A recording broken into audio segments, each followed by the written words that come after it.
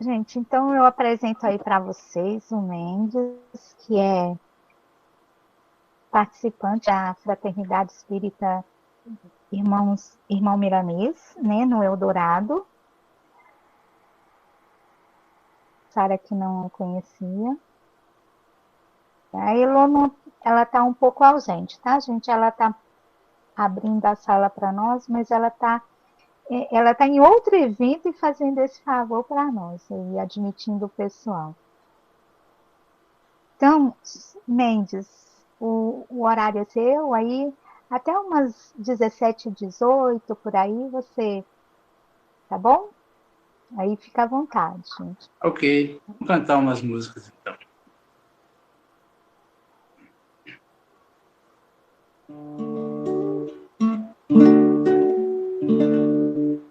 Ainda que eu andasse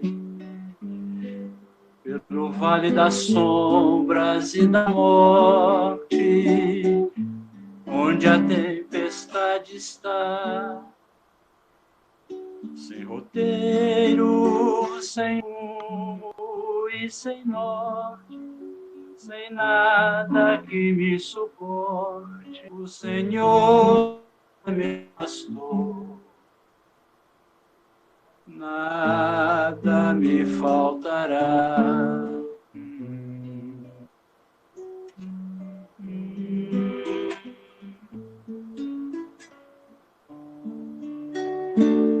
As pastagens verdejantes, as águas claras e a flor, as noites belas e amantes, as alegrias do amor, o bordão que me suporta, o amparo o Senhor me dá. Mas se tu estás comigo, não me faltará.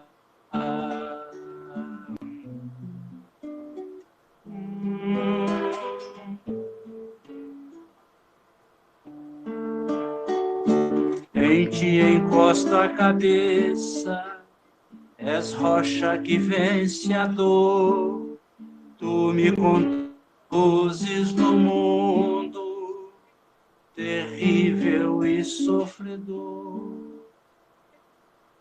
Quase na luz, nas tristezas e na morte, o Senhor é meu pastor, nada me faltará.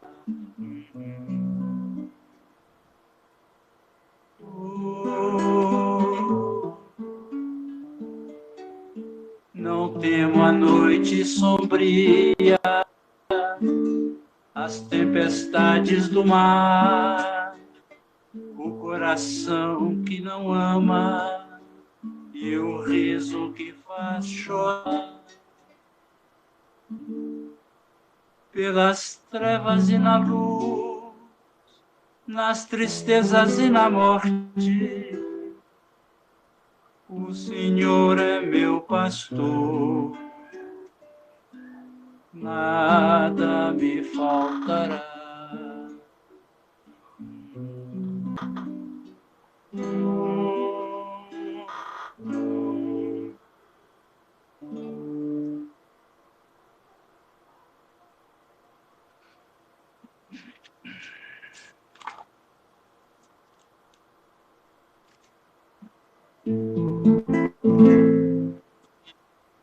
Venho como outrora aos filhos da terra, trazer a verdade de si para as trevas, mostrando ao mundo a existência de um Deus de amor que a tudo governa.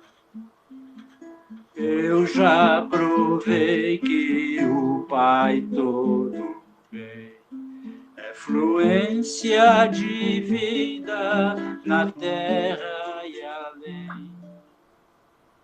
Dai ouvidos, ó homens, e vede porque só a glória de Deus é eterna. Como um ceifeiro a todos chamei.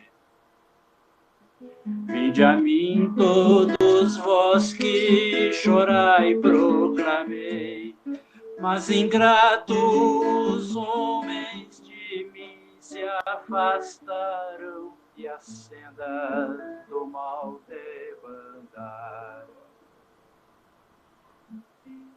Venho instruir-vos e o pranto enxugar, como bom jardineiro a semente regar. Escurável das almas eu venho, trazendo saúde na fonte do amor. Eis-me aqui, venho a vós que oraste, ouvi no silêncio quando a me chamaste, em nome do Cristo, em nome do amor, entre vós sou consolador. Em nome do Cristo e em nome do amor, entre vós sou consolador.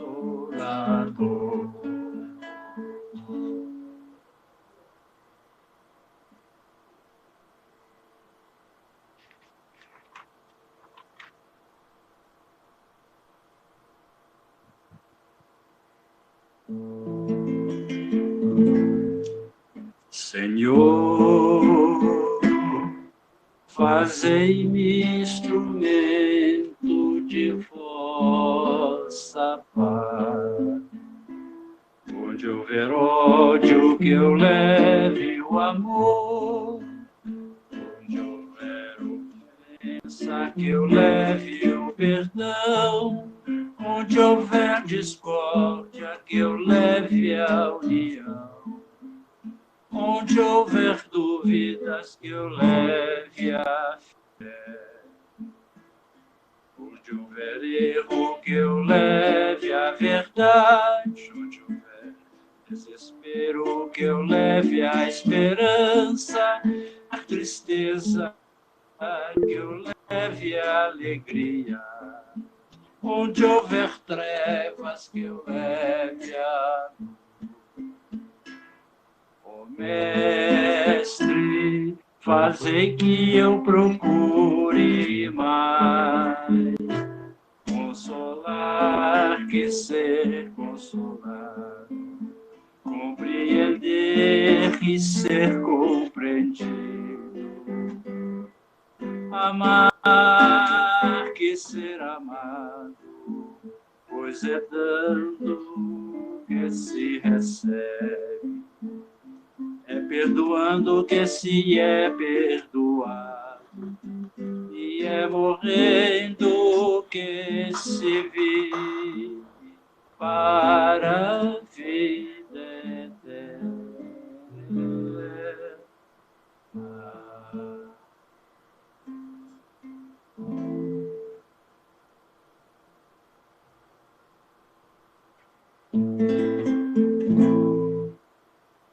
Vem, Jesus divino amigo, trazer a tua paz.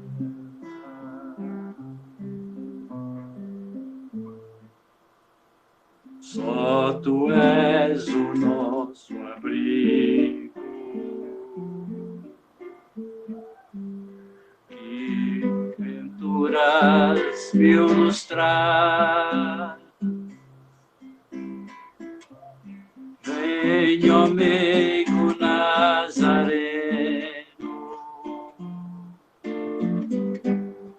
este mundo consolar.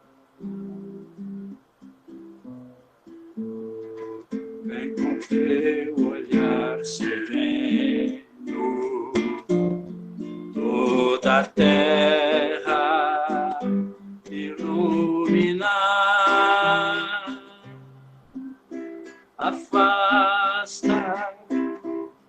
no mundo a guerra, o chacal devorador que destrói tudo na terra, espalhando luto e dor, a gemidos de aflição. Já não há mais primavera, criancinhas pedem pão, homens lutam como fera. Vem, Senhor, vem reflorir os caminhos. Vem, Senhor, vem perfumar corações, exterminar a dor e fazer calar os canhões. Vem, Senhor, com seu amor tão profundo, iluminar consciências e fazer feliz o mundo.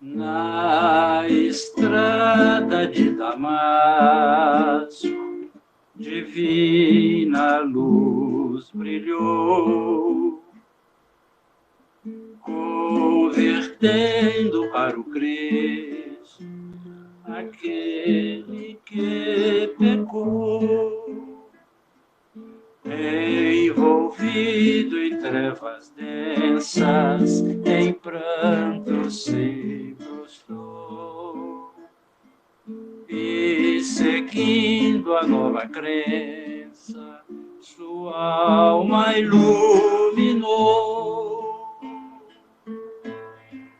Oh, meu Jesus,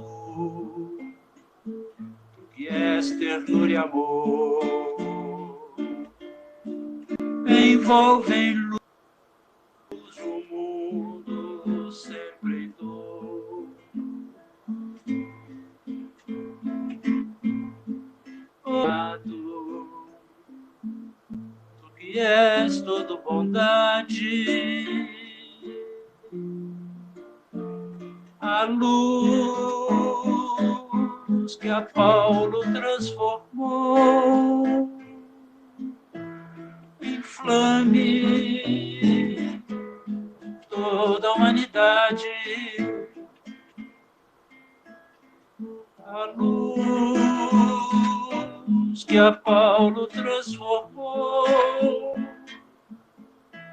inflame toda a humanidade. Oh, meu Jesus.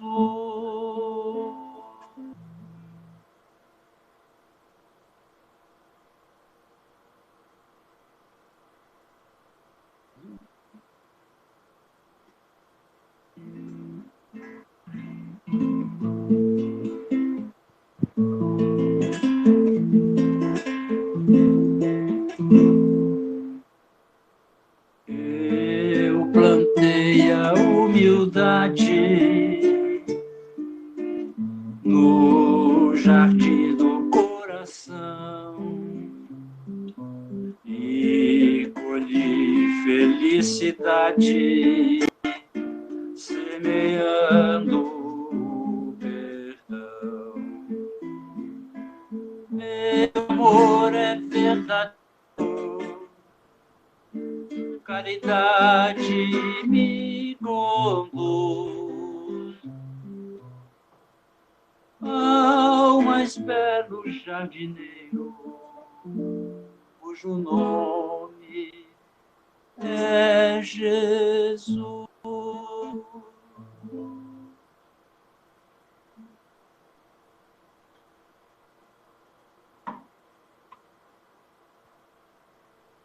Que as vibrações dessa música possam estar no coração de cada um de nós aqui presente, de todos aqui representados. Muito obrigado. Que assim seja. Nós agradecemos ao Mendes, né, por esses momentos que nos eleva, que nos transporta para uma dimensão maior, né, para que nos sintonizemos com os nossos amigos espirituais. E a gente vai fazer uma prece para iniciar o nosso estudo, pedindo a Jesus que nos ampare, nos ilumine, para que possamos nestes momentos colher ensinamentos para trabalhar em nós essas duas chagas, o orgulho e o egoísmo, que tanto nos entrava o nosso adiantamento. Que possamos estar de mentes e corações abertos para assimilar o que aqui for vinculado e no nosso dia a dia poder praticá-los em todos os ambientes que convivermos, conscientes que somente abolindo esses vícios é que conseguiremos estar com a consciência tranquila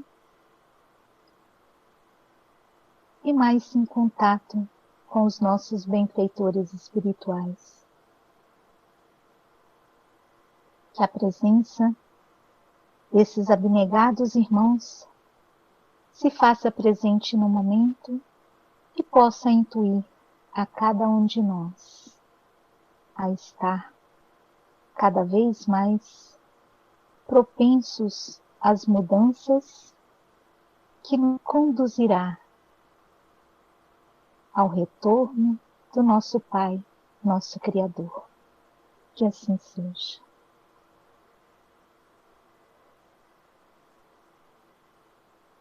Hoje estamos aqui com a Jussara, que é a companheira que trabalha, né, mais ligado ao Abrigo da Lua de Menezes, lá no Barreiro, né? Mas é nossa companheira a Jussara é de todos nós, né? De todas as casas, né, Jussara?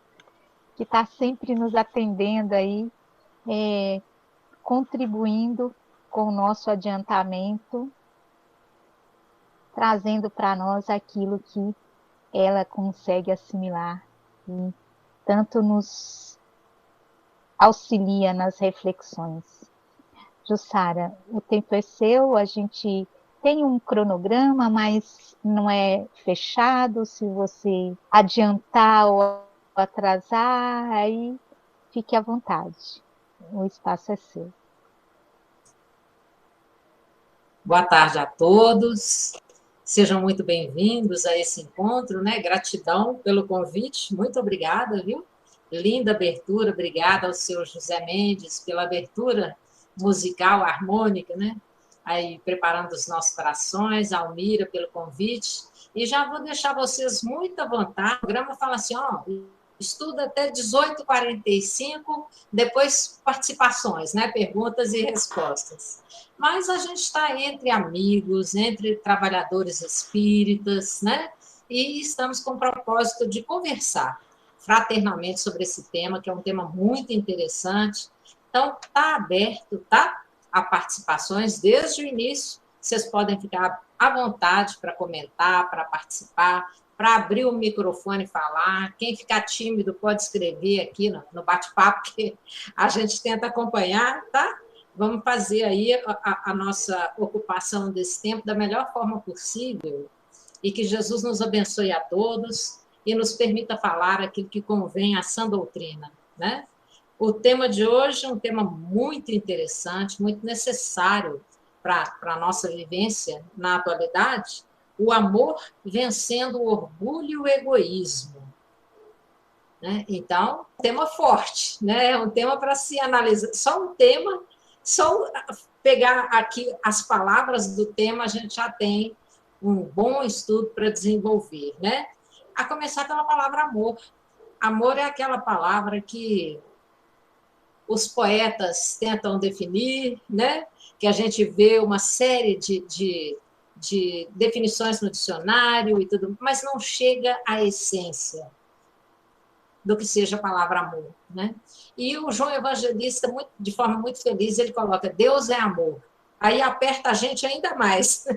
Como é que pode, né? Então, Deus é amor, como é que eu fico diante de uma palavra dessa, né? Mas o amor, para nós espíritas, habituados aí ao estudo, a gente lembra logo do Evangelho de Jesus, né? A lei de amor das 3 revelações, a lei de amor, a revelação de amor, é aquela que Jesus apresentou com a sua presença e a sua passagem pela terra, pelos seus exemplos e os seus ensinamentos, né? Mas onde que está o amor? Onde que começa o amor? Né? E aí nós vamos observar que o amor se manifesta desde o princípio da criação a tudo. Se Deus é amor, como disse João Evangelista, então o amor está presente em todas as coisas, em toda parte. E a criatura, no seu processo de evolução natural, está sempre expressando o amor de alguma forma.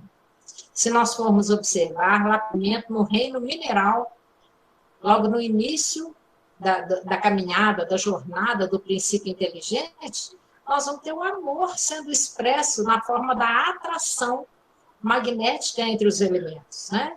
Então, no reino mineral, o amor se expressa como a atração, e entra o reino vegetal, depois aí de milhões e milhões de anos de progresso evolutivo, a gente tal, e o amor se expressa em forma de sensação, que é aquilo que o princípio inteligente está assimilando e aprendendo durante esse estágio que ele faz, né? Mais adiante, mais milhões e milhões de anos, e a gente chega então ao reino animal, e lá está o amor se exprimando do instinto, instinto de preservação da vida, instinto de sobrevivência, instinto de reprodução, tudo natural do reino animal, né? E mais milhões e milhões de anos, e nós chegamos aí ao ser humano, né, que, mais expressado, vem trazer a lei de amor no sentido da razão. Né? Na expressão do razão, começa a compreender o que seja o amor, sublimando o instinto e transformando em sentimento. Então, nessa idade que nós estamos agora, nesse nosso estágio, né, o nosso papel é sublimar o instinto e transformá-lo em sentimento. Né? Então, instinto de sobrevivência, instinto de preservação da vida, né, qualquer tipo de instinto é sublimar e transformar na irradiação do sentimento que alcança a todas as criaturas. Então, nesse processo aí, a gente vai observar que a palavrinha amor nos acompanha e cresce junto conosco, junto com o nosso crescimento, até alcançar o estágio do espírito puro, que aí a gente pode chamar de o sublime amor, que envolve a toda a humanidade. Né? Aquele Jesus veio ensinar a falar: amai-vos uns aos outros como eu vos amei. Então, ele traça aí uma meta, ele traça aí um objetivo para que a gente possa alcançar no futuro, né? Trabalhando dia a dia na conquista, né, desse sentimento, na sublimação dos instintos, para que esse sentimento possa se manifestar de forma pura. né? Mas o tema fala que é o amor vencendo. Vencendo. A palavra vencer, vencer é um verbo, né, gente? E implica, né, uma luta, uma batalha. É sinal de que se está vencendo é porque estava travando ali uma luta íntima, intensa, né, para vencer o quê? Para vencer as próprias imperfeições, né? Não é vencer o outro, mas vencer a nós mesmos, no sentido de eliminar as imperfeições do nosso coração, né? Então, olha aí, o amor vencendo, mas vencendo quais imperfeições? Muito claramente, o orgulho e o egoísmo, né, que são colocados para nós como a chaga da humanidade. O espírita se habituou a compreender orgulho e egoísmo como os principais inimigos íntimos que nós temos que trabalhar, lutar, perseverar, como diz o apóstolo Paulo, combater o bom combate, né, para que ele seja eliminado dos nossos corações. Né? Mas lá no dicionário, como é que está? Orgulho, significado de orgulho? Sentimento de prazer, de grande satisfação com o próprio valor, com a própria honra, arrogância, exaltação da personalidade. Né? Então, é aquela pessoa, arrogância já fala, né? Aquele se acha muito, né? Se exalta, né? Se coloca num patamar superior aos demais, como se tivesse as criaturas de cima para baixo. Esse é o orgulho. Né? E o egoísmo, o que é? Lá no dicionário, amor exagerado aos próprios interesses, a despeito dos de outrem. Exclusivismo que leva uma pessoa a se tornar como referência a tudo, a se tomar a si mesmo como referência a tudo. Orgulho e presunção, que a gente já encontra que eles são até sinônimos. Orgulho e egoísmo são até sinônimos. Né? E o que nós temos que observar é que, na essência, o que para nós fica de orgulho e de egoísmo? Como compreender isso? É a questão do interesse pessoal. Essa que é a grande questão que tem que ser analisada, que tem que ser combatida pelo espírita, que tem que ser trabalhada com cuidado. Né? O interesse pessoal é aquele que é uma espécie de referência, né? Que dá o diagnóstico se eu estou sendo orgulhoso e egoísta. É quando aquilo que eu faço, é quando nas minhas atitudes ainda está o interesse pessoal ali perpassando o ambiente, né? Perpassando a convivência com as criaturas e os resultados daquilo que eu faço. Então, esse é o grande combate, interesse pessoal. Né? Mas, então, sendo o orgulho e o egoísmo. Em que eu acho que o contexto ajuda bem a gente a localizar, pelo menos a compreender a relevância do tema e do aprendizado que a gente tem feito no Evangelho de Jesus, do aprendizado que a gente tem feito da doutrina espírita como ferramenta de trabalho, ferramenta de interpretação dos ensinamentos do Cristo. Então, é preciso que a gente observe que, na atualidade, não está fácil, não é um momento tranquilo. O que nós estamos vendo no planeta? 2 anos, um pouco mais de 2 anos aí, de pandemia, né, de coronavírus, de luta pela vida, de trabalho pela ciência, de um esforço hercúleo de médicos e cientistas para providenciar as vacinas rapidamente. Né? Quantas vezes a gente viu nos noticiários que o trabalho de desenvolvimento de uma vacina, às vezes, e os cientistas que conseguiam fazer esse desenvolvimento em poucos meses, né, gente? 10, 12 meses, a gente já estava aí com as primeiras vacinas para começar a imunizar a população, para conseguir ter um momento delicado de desenvolvimento sobre a Terra. Agora, nessa altura, 2022, final de fevereiro de 2022, a gente já observa o planeta, respira um pouco mais aliviado, né? Porque já tomamos 2 doses da vacina, eu, que já estou com uma idadezinha um pouco mais avançada, já consegui minha dose de reforço, então já foram 3 doses, né, da vacina, a gente já aprendeu a conviver com a máscara, com a higienização das mãos, né, com o distanciamento entre... Então, a situação começa a ficar,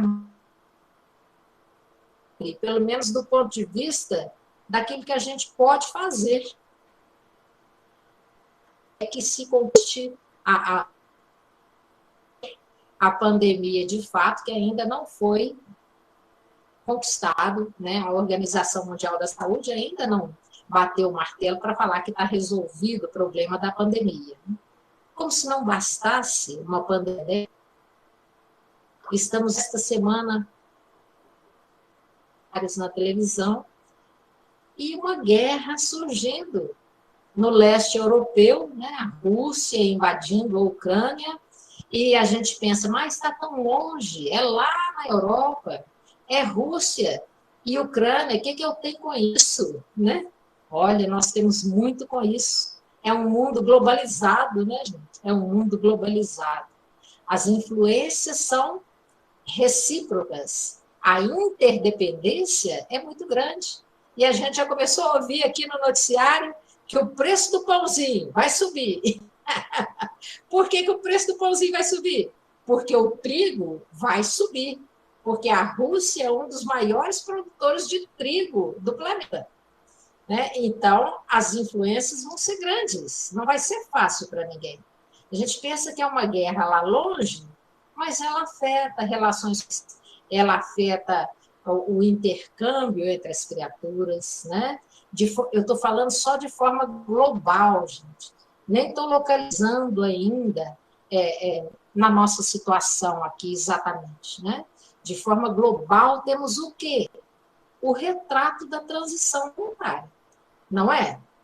Estamos em plena transição planetária. É este o momento que a gente está vivendo. É um momento de apocalipse? É o apocalipse. Tenho que ficar com medo do apocalipse? Não. Só se a gente não souber interpretar, só se a gente não tiver as noções que o Cristo passou para nós, né, de que tudo é cíclico e que o planeta está passando por mais um ciclo para se melhorar, para estar numa condição melhor. É aí que entra o amor, é aí que entra a vitória sobre as nossas imperfeições íntimas, porque nesse processo de transição é como narra a parábola do joio e do trigo. Já chegou o momento da colheita, está lá pequenininho, que o né? O que o Cristo recomenda? Deixa crescer junto, porque eles se parecem muito. Mas quando chegar a hora da colheita, o joio se diferencia do trigo. Eles são diferentes quando as 2 espigas, né? A do joio e a do trigo. Então, o trigo será recolhido no celeiro e o joio vai ser queimado. O que isso significa para nós? Que é momento de transição mesmo.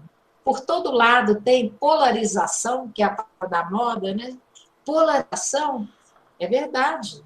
Agora não dá mais tempo de estar em cima do muro, não tem mais opção para neutros. A própria guerra da Rússia com a Ucrânia nos mostra isso. Né? A gente está ouvindo os noticiários, eu não sou especialista na área, mas só ouvindo os noticiários. A Ucrânia se colocava como um país neutro, assim como a Finlândia e a Suécia, que agora estão preocupadas, querendo se aliar à OTAN, que é a Organização dos Tratados do Atlântico Norte, né? Uma organização mundial em que os países que estão nesta organização se apoiam e se auxiliam entre si. Então, se um país da OTAN é invadido, todos os outros se mobilizam para defender. Mas e o neutro? O neutro está lá no Livro dos Espíritos, né? Escala espírita.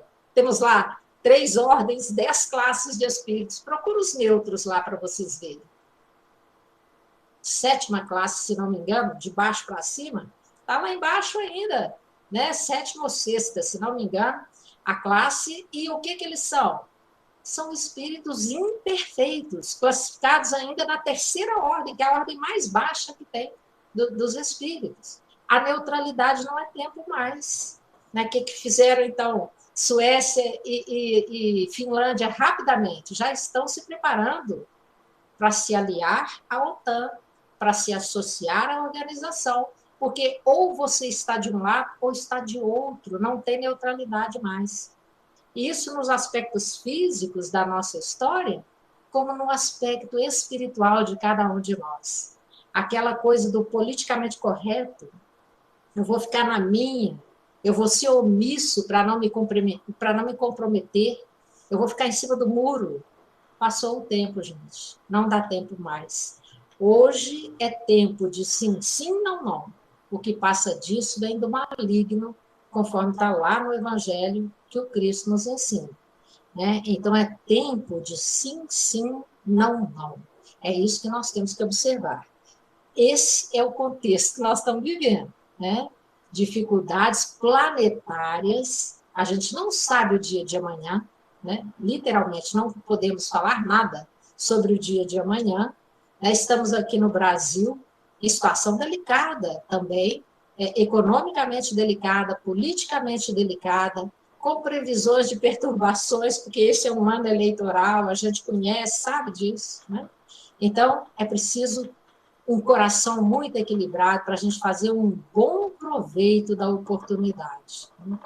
Bom proveito desse momento, porque somos espíritas reencarnados em plena transição planetária, com a responsabilidade de conduzir a tocha do Evangelho de Jesus, do Consolador prometido, que é aquele que vai renovar a face do planeta. É o conhecimento espírita que vai trazer as ferramentas para renovar o planeta, renovando o nosso próprio coração. Né? Ok? De contexto? Estamos assustados? Não estamos, não, né? É esse o mundinho que todo mundo está vendo na televisão todo dia, né? Então não tem susto nenhum. Só precisamos saber como é que nós vamos fazer aí dentro desse contexto, né? Como é que pode o amor vencer o orgulho e o egoísmo dentro deste contexto? Claro que eu não poderia deixar de trazer para vocês a clássica questão do Livro dos Espíritos, que todo mundo chama de o BIP de Jesus. Né?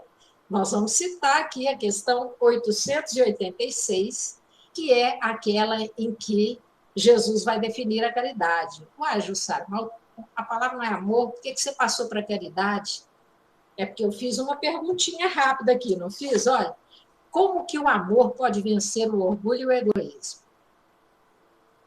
Para o amor vencer o orgulho e o egoísmo, ele tem que se expressar, ele é um sentimento. E o sentimento do amor, expresso em ação, né? Quando ele está em ação, ele é a caridade que nós conhecemos. Né? Então, a caridade é o amor em ação. É isso que nós precisamos para vencer o orgulho e o egoísmo.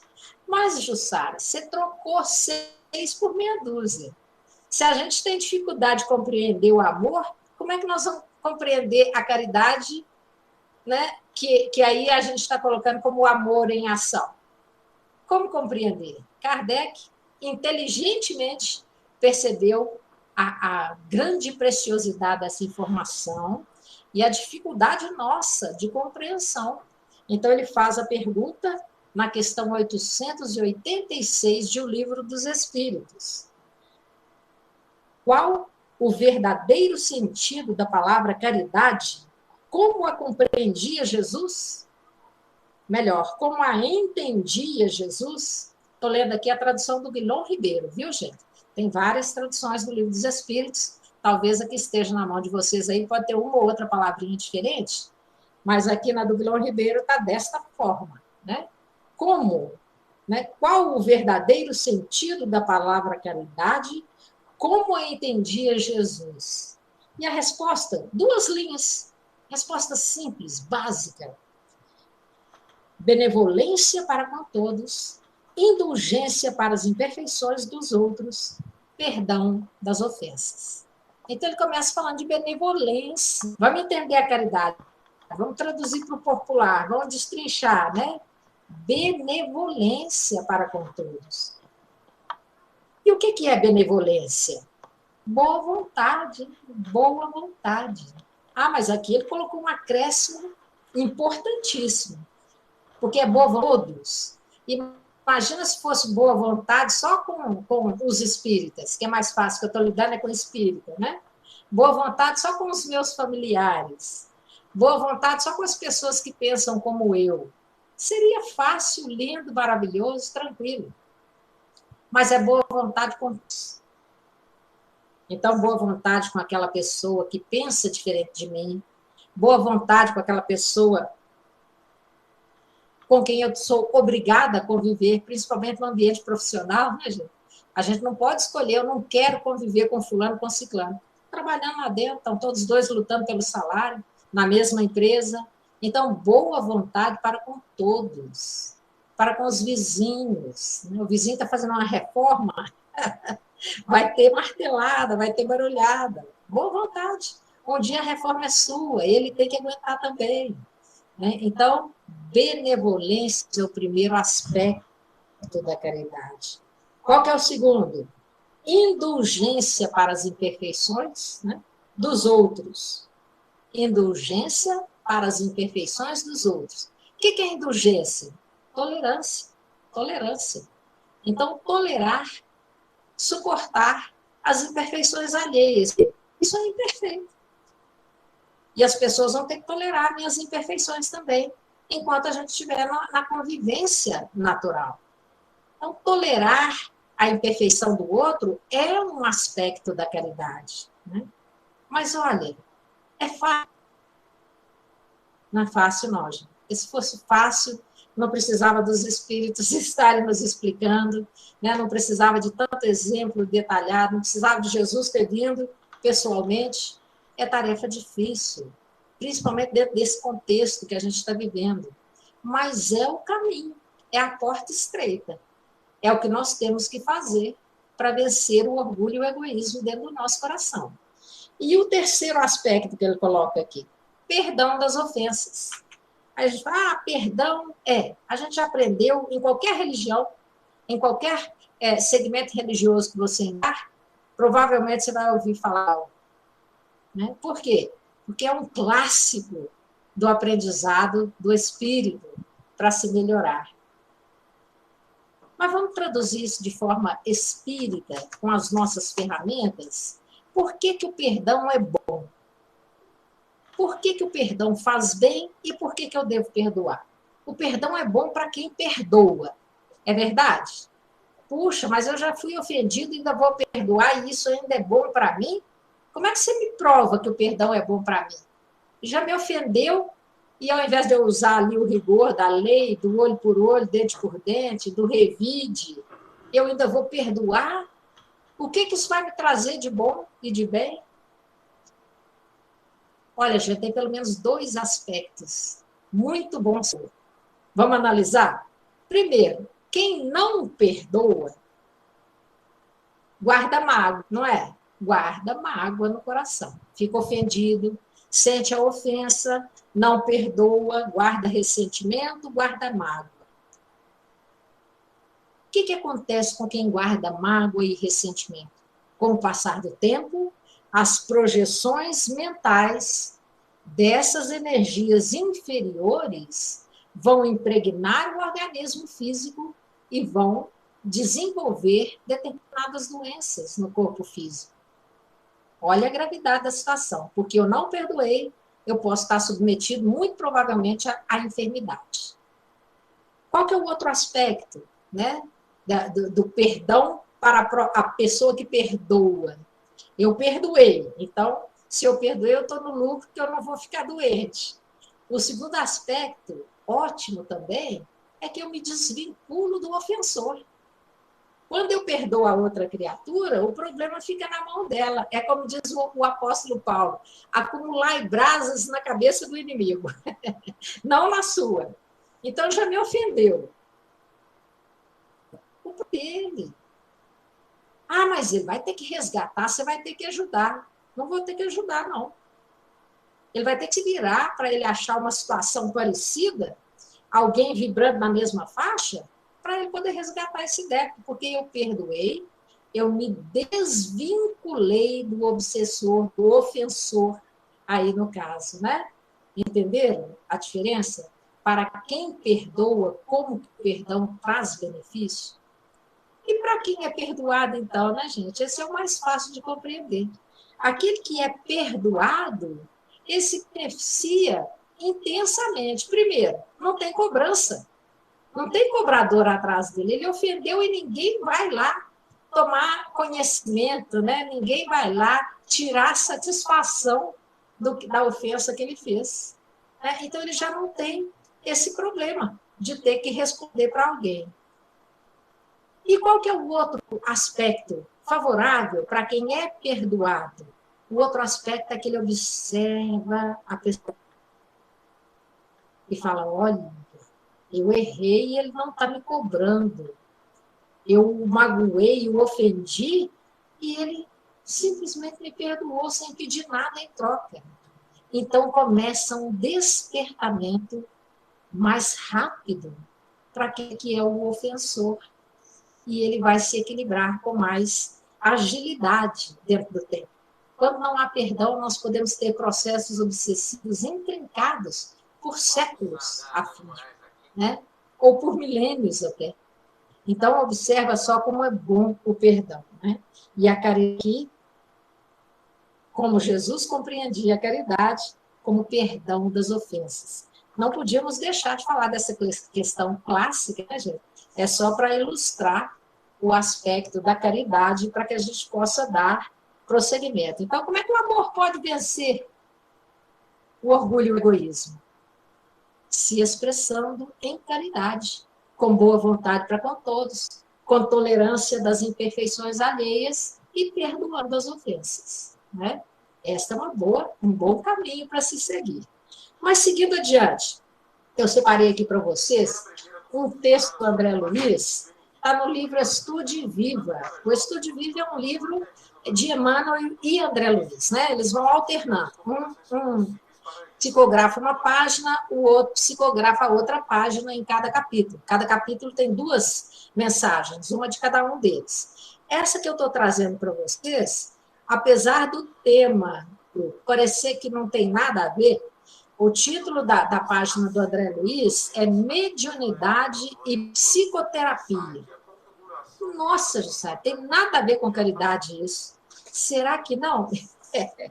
Eu não vou ler a página toda, mas eu selecionei por tópicos para a gente conversar aqui, né? Para a gente trocar ideias. Selecionei aqui 8 tópicos, que são sugestões simples do André Luiz de exercício da caridade no nosso dia a dia. Então, como é que a gente faz? Olha o que ele coloca em primeiro lugar aqui. Conselho simples e natural.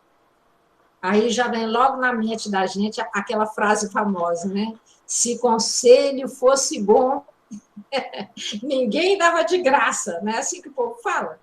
Pois é, gente, mas o André Luiz está dizendo aqui que o conselho simples e natural é uma forma de exercício da caridade. Por quê? Ô, gente, eu vou falar para vocês a fase que a gente está passando agora com adolescente fazendo vestibular, né? Fazendo Enem. Né? E preocupado que está assim, não sei o que eu faço da vida, que profissão que eu vou seguir, né? Como é que eu faço? É aquela angústia que a gente que já está no fim da estrada, já caminhou muito nesse sentido, a gente olha e fala, não preocupa, né? Não fica assim tão perturbado, não fica cheio de angústia, porque os caminhos se abrem, a programação reencarnatória se revela.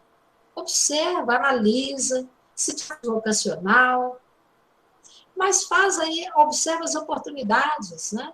E faça a sua escolha. Se não der certo, ninguém é obrigado a ficar na primeira escolha que fez, não. A grande maioria muda de curso na faculdade, né? A grande maioria faz um curso e trabalha em outra área, que é o curso que fez.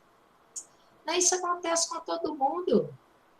Então, tranquilizar o coração, né? Aconselhar de forma simples e natural, as criaturas. Eu dei um exemplo, pode ter vários outros aí, de um bom conselho para uma criatura, e seria felicidade, porque traz tranquilidade, traz serenidade, ameniza a angústia no coração do próximo, né? E não nos custa nada.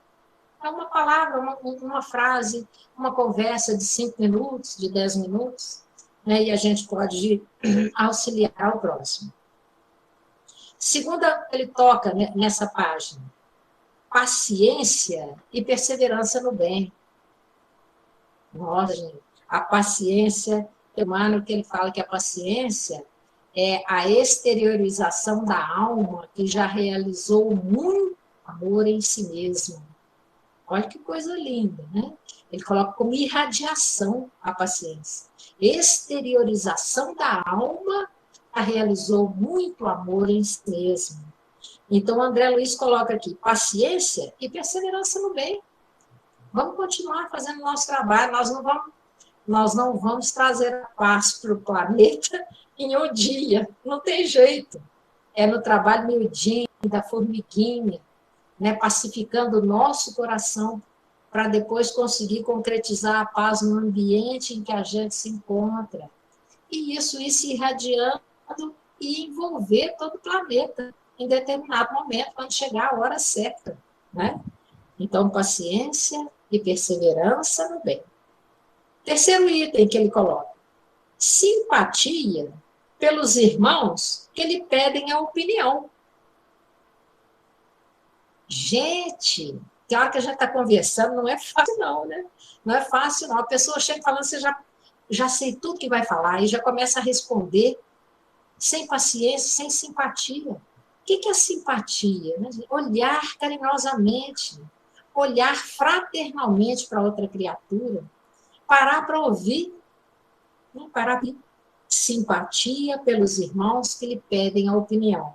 Às vezes, a gente já estudou tanto a doutrina espírita, está com tantos conceitos tão bem fundamentados, e chega alguém e faz uma pergunta excessivamente simplória, e a gente fica assim, olha, não vai dar nem para conversar. Não é assim, não é assim, né? É olhar com simpatia e atender dentro da demanda, né? Aí vou parar e contar outra historinha para vocês, né? Atendendo dentro da demanda. Minha sobrinha pequenininha, anos atrás, criancinha, chegou para mim e falou assim, tia, o que é sexo? Eu falei, pronto, estou perdida. Por que não fez essa pergunta para sua mãe, para o seu pai? São eles que vão ter que te explicar isso daí. Aí já vem aquele monte de teorias, aquele monte de conceitos, e como é que eu vou ensinar não sei o que lá mais, né? Isso tudo em pensamento, porque eu não tinha falado nada com ela ainda. Eu olhei no rostinho dela, ela olhando para mim, esperando a resposta, é assim para ela. Sexo é o seguinte, masculino é o menino, feminino é a menina.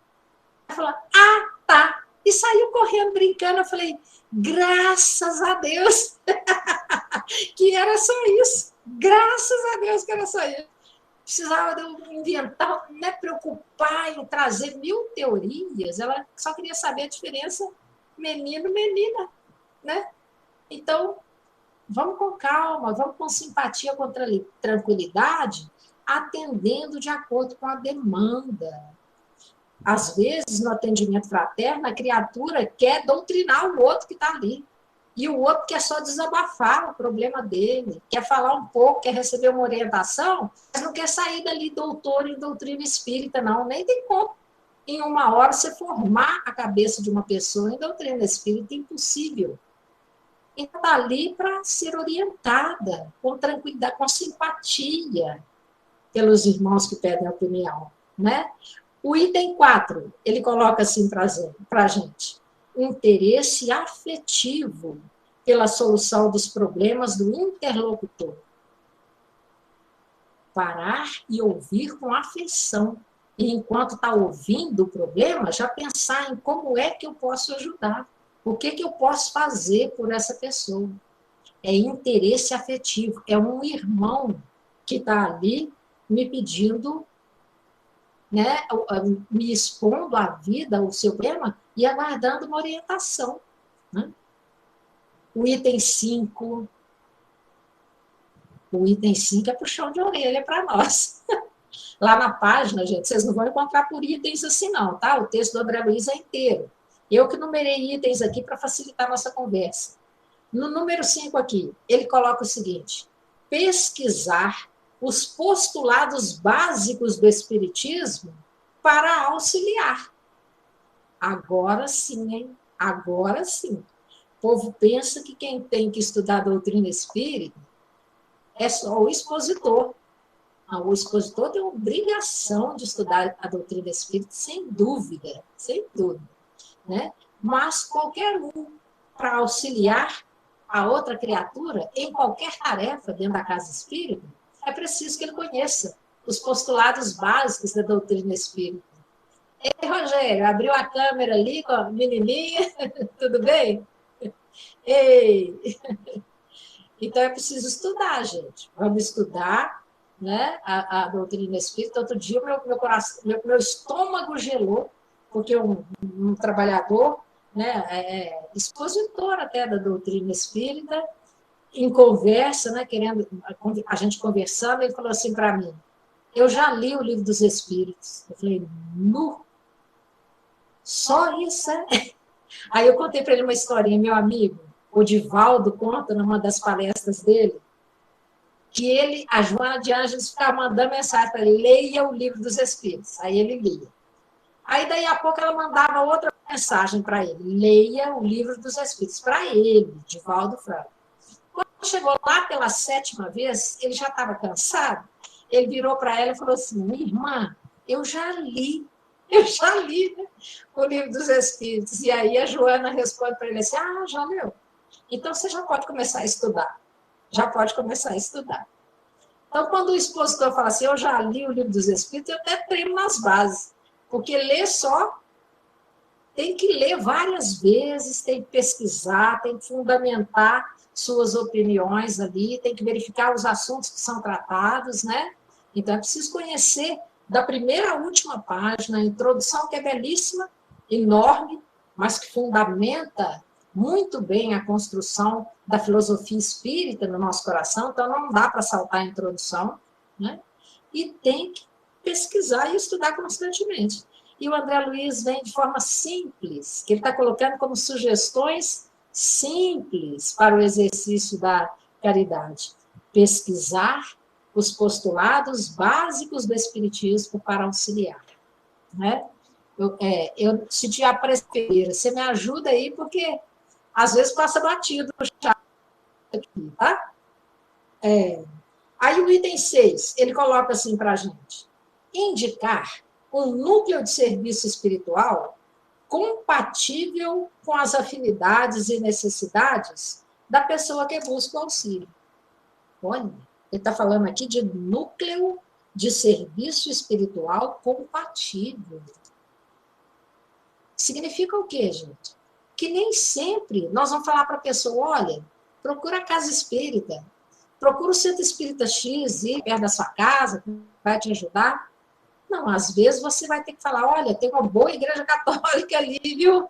Tem um bom templo evangélico ali, tem um centro budista em tal lugar que você pode procurar, porque é de acordo, como ele está colocando aqui, compatível com as afinidades e necessidades da pessoa que busca o auxílio. Então tem que abrir o coração e saber que Jesus está em toda parte, ele é o governador do planeta. Tudo que tem de bom aqui, expresso em pensamento filosófico, em pensamento religioso, é cor de Jesus. A gente dizer que o Buda não é emissário do Cristo? É sim, é emissário do Cristo, mas não é cristianismo. É outra religião, é outra filosofia de vida, mas com bons conceitos também. Então, se a pessoa chega com afinidade, com necessidades espirituais relativas a um determinado ponto, não é para a gente encaminhar correndo para o espírito, é analisar primeiro, né? Para depois, se for o caso, encaminhar, sim, até para tratamento de desobsessão, mas se não for o caso, ajudá-la no caminho que ela escolheu e que ela encontra afinidade naquele momento. Olha por onde passa o pensamento do André Luiz, né? Item 7. Ler constantemente para melhorar seus processos de análise das almas e suas técnicas de expor as soluções mais justas. Ô, gente, quando eu li esse tópico aqui, eu falei, não, isso é a cara do André Luiz com toda a coleção Nosso Lar, né? Porque o que ele mais traz para a gente são estudos de casos, de vidas verdadeiras, de problemas que as pessoas enfrentam, né? E que ele ajuda a analisar à luz da doutrina espírita e do Evangelho de Jesus. Então, ler ajuda muito, mas é muito mesmo. Porque às vezes a pessoa está falando com a gente, mas as palavras dela não estão dizendo o que é o real, né? E a gente começa a ler a alma da criatura. Sinceramente falando, quem de nós nunca teve diante de uma pessoa que está falando, e você está vendo ali, não é nada disso. O problema não é esse, né? E está sentindo a dor da criatura perpassando por um outro caminho. Então, a análise das almas e o propor soluções, como ele está colocando aqui, ó, técnicas de expor as soluções mais justas para aquela pessoa. Ler ajuda muito, em todos os aspectos. Melhora o nosso português, melhora a nossa interpretação de texto, e, segundo o André Luiz aqui, ainda ajuda a gente a compreender melhor as almas das outras criaturas. Porque, às vezes, você está diante de um problema e você fala, eu já vi isso, eu já li isso no livro Nosso Lar, eu já li isso na Ação e Reação, né? Eu já li isso no Libertação. E aí você amplia a sua capacidade de ser útil naquele momento, ajudando a outra criatura. Então, ler constantemente, gente. É fácil. Vou confessar para vocês que até a juventude eu só lia por obrigação e o que era mandado na escola. O professor mandou ler o livro tal, vai ter que fazer prova, vai ter que tirar nota, né? Então, eu lia o livro tal. Mas, depois que eu conheci a doutrina espírita, ler virou um prazer inenarrável. Li todas as obras de Kardec, li a coleção Nosso Lar inteira, fiquei triste quando acabou, quando chegou no último. Li Emmanuel, os romances todos, os livros de estudos, os técnicos, ler virou um prazer. Ler virou um prazer. E eu fazia as fichas, as mesmas que eu fazia na escola, né? Fazia lá as fichas do livro espírita que eu estava lendo. Quando eu cheguei lá pelo 100º, eu falei, não preciso disso mais não. Não preciso mais disso não. Vamos voltar e vamos reler as obras que são maravilhosas, que têm muito conteúdo, porque ler virou um prazer. E um prazer que, como coloca André Luiz aqui, ajuda o nosso coração a perceber melhor a alma e a dor do nosso semelhante e a exercer a caridade mais eficiente, né? De uma forma mais eficiente. Aqui, por último, item 8º. Saiba que são inimagináveis as possibilidades de socorro de um encarnado confiante no alto e consciente de seus recursos íntimos quando ligado aos bons espíritos. Olha, gente, que coisa linda, né? São inimagináveis os recursos, né?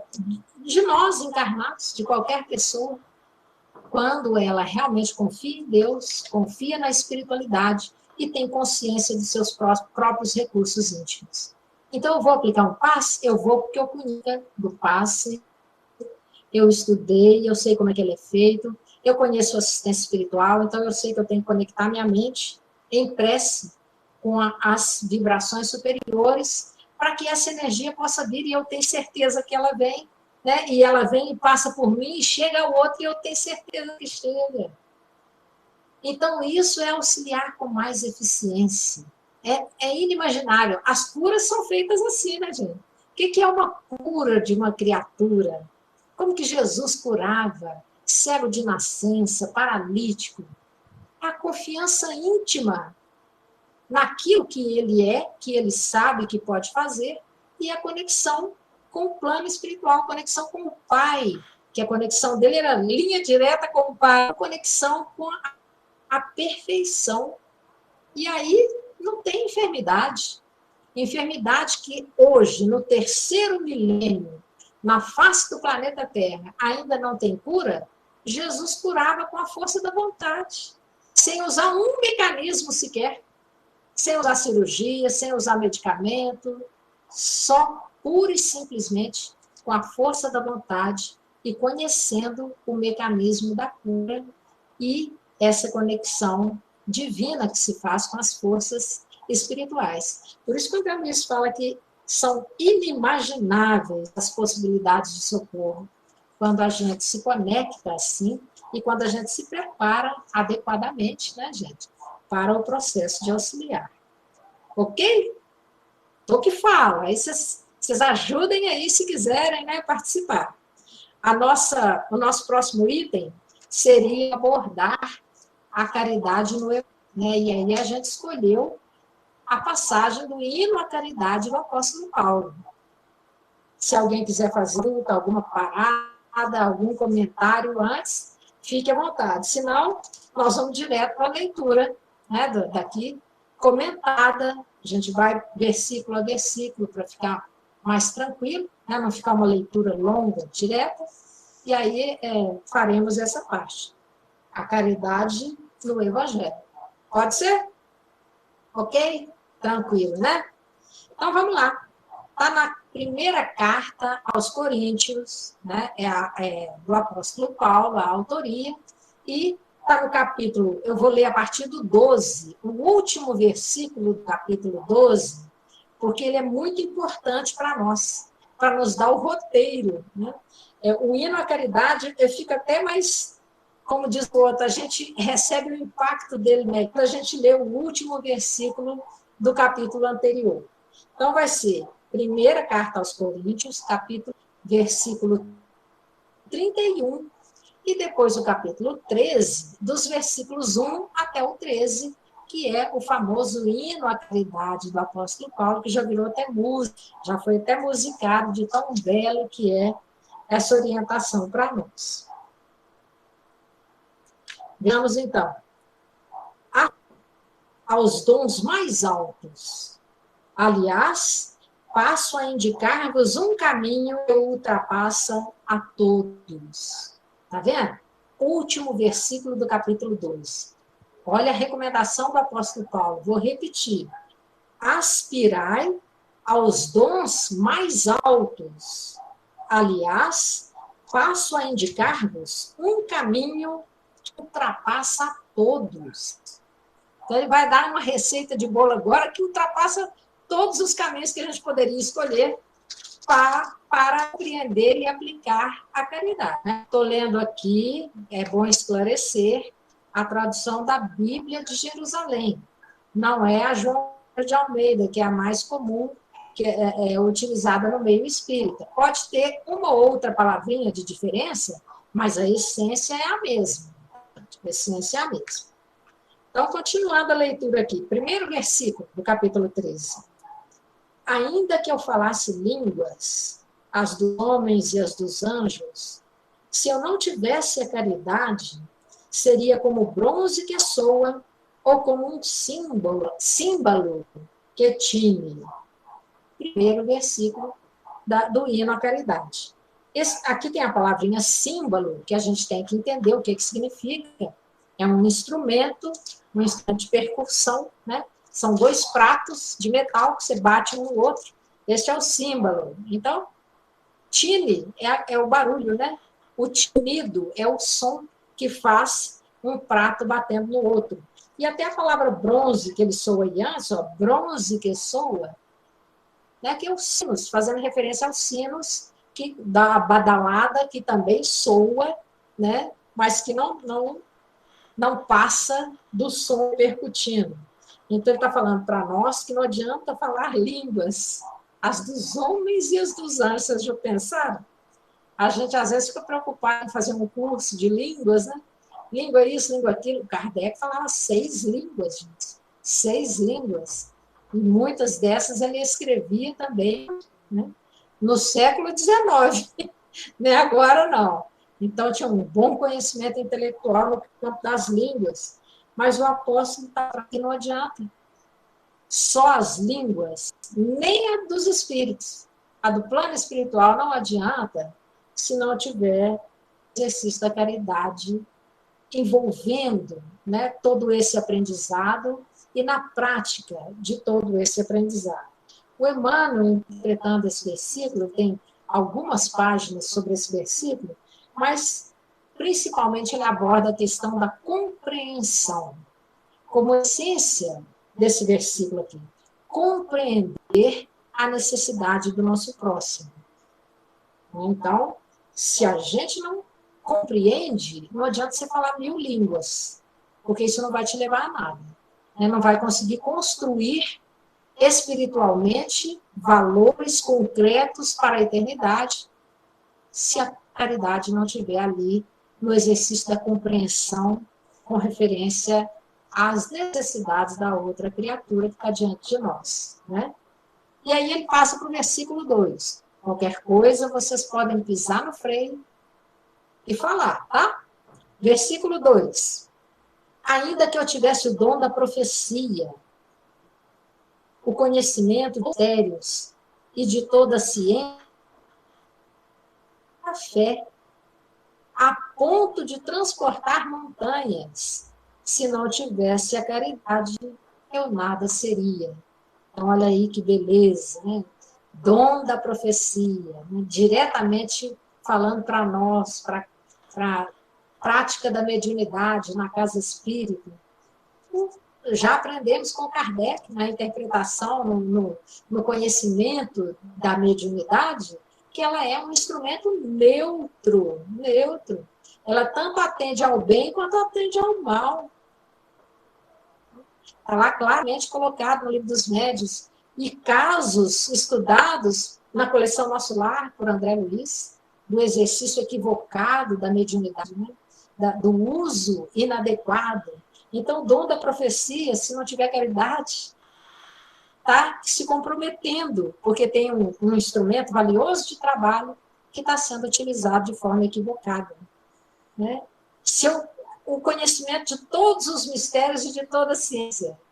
Então, o grau máximo de sabedoria intelectual de que é possível na face do planeta Terra, nós estamos falando aqui dentro do nosso contexto, né? Não vai levar a criatura a nada se ela não tiver o sentimento da caridade perfeito, né, e envolvido. E ele cita a fé. Gente, a fé, olha que interessante, né? A ponto de transportar montanhas. Mas se não tiver caridade, eu nada seria, como ele coloca ali. A fé aqui no sentido do fervor religioso, né? De ali ficar só no teórico, porque para ela se expressar na prática, se convertendo em obras, tem que ter caridade. Porque se não tiver a caridade, ela não se concretiza. E aí não há o resultado que se espera. Né? O versículo 3. Ainda que eu distribuísse todos os bens aos famintos, ainda que entregasse o meu corpo às chamas, se não tivesse a caridade, isso nada me adiantaria. Nessa parte aqui, às vezes o povo treme. Ai, vou ter que doar tudo que eu tenho. Vou ter que entregar tudo feito São Francisco e sair com a mão na frente e outra atrás aí pelo mundo. Não é isso, não, né, gente? A proposta nem é essa, né? Ele está dizendo aqui exatamente o contrário. Mesmo que eu faça isso, que eu distribua tudo que eu tenho, absolutamente tudo, e saia pela rua com a mão na frente e outra atrás, se eu não tiver feito isso imbuído do sentimento da caridade, que se concretizou em auxílio ao próximo, não vai adiantar nada, perda de tempo. Aqui vou fazer uma pausa para conversar com você, lembrar um caso que o André Luiz cita, que está lá no livro Ação e Reação. Ação e reação, não sei se vocês já viram lá na segunda parte do livro, capítulo tem um título, e o André Luiz vai explicar para a gente os diversos tipos de débitos que tem, né? Como que a gente contrai um débito diante da lei de causa e efeito. É o livro, Ação e Reação, é lei de causa e efeito, que é estudado o livro inteiro. Então, em um dos capítulos, o título, se não me engano, é débito estacionário.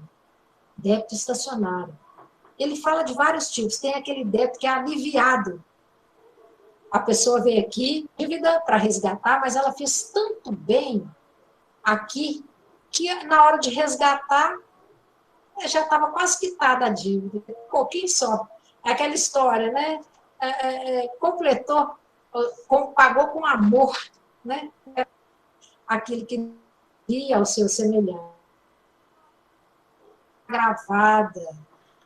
Quer dizer, a pessoa chega aqui para resolver um problema, não resolve aquele problema e ainda arranja outro. A pessoa, não, peraí, Jussara, o espírito não regride, não. Verdade, está lá no livro dos Espíritos, não tem regressão, não. O espírito não regride. É que ele fez uma programação para vir aqui se ajustar com uma criatura e não se ajustou com ela. E ainda fez situações que causassem mais problemas ainda. O caso que ele ilustra lá para esse débito de dívida agravada, uma moça que programou para vir, para ficar solteira, para ajudar a irmã, né? E o marido da irmã, que ela tinha separado em outra encarnação, o que acontece com ela? Ela vai firme ali.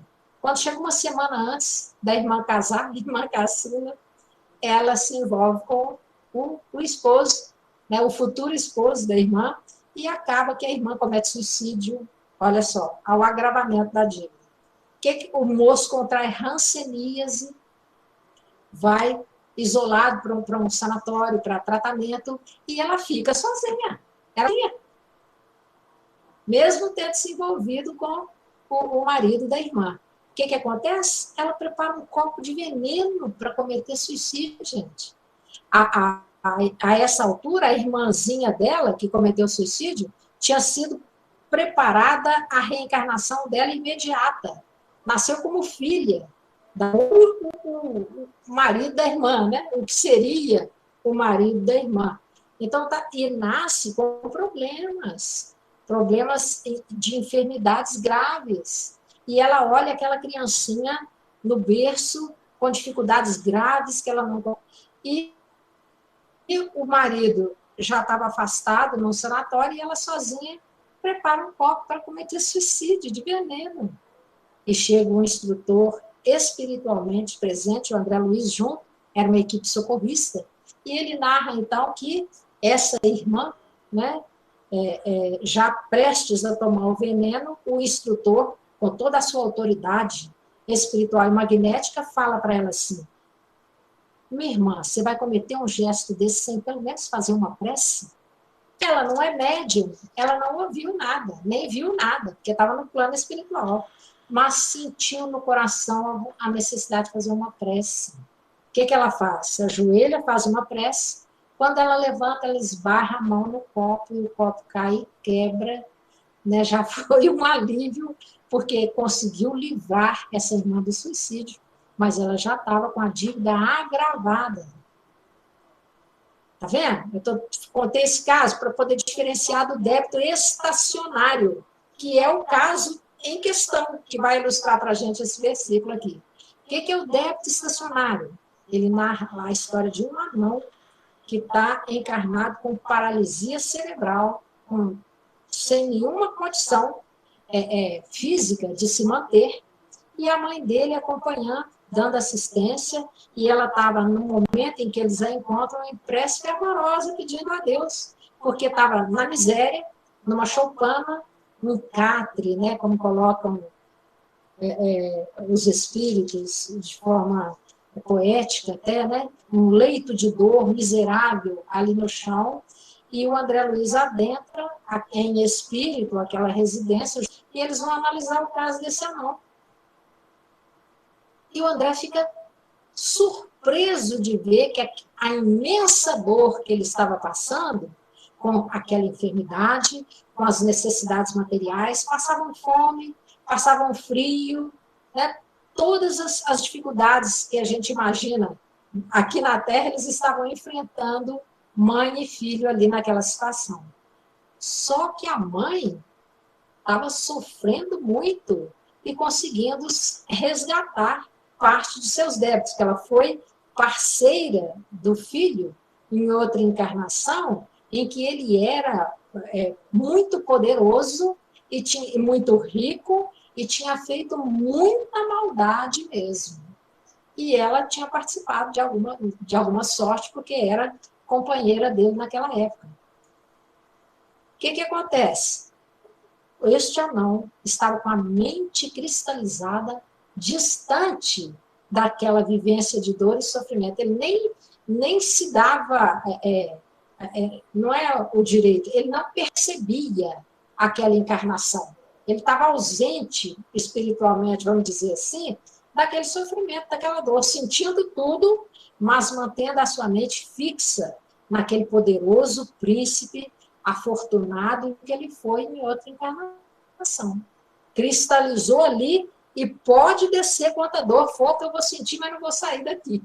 Né? Assim que estava a mente dele. E aí o instrutor fala para o André Luiz, este é um caso clássico de débito estacionário. O André falou, puxa, mas ele não está resgatando nada com tanta dor e sofrimento? E o instrutor responde, nenhum centil. Ele está apenas ganhando tempo para evitar que ele faça mais maldade ainda no plano espiritual e ali começando os primeiros passos de um processo que vai ser longo de resgate e sofrimento dos débitos que ele tem a resgatar.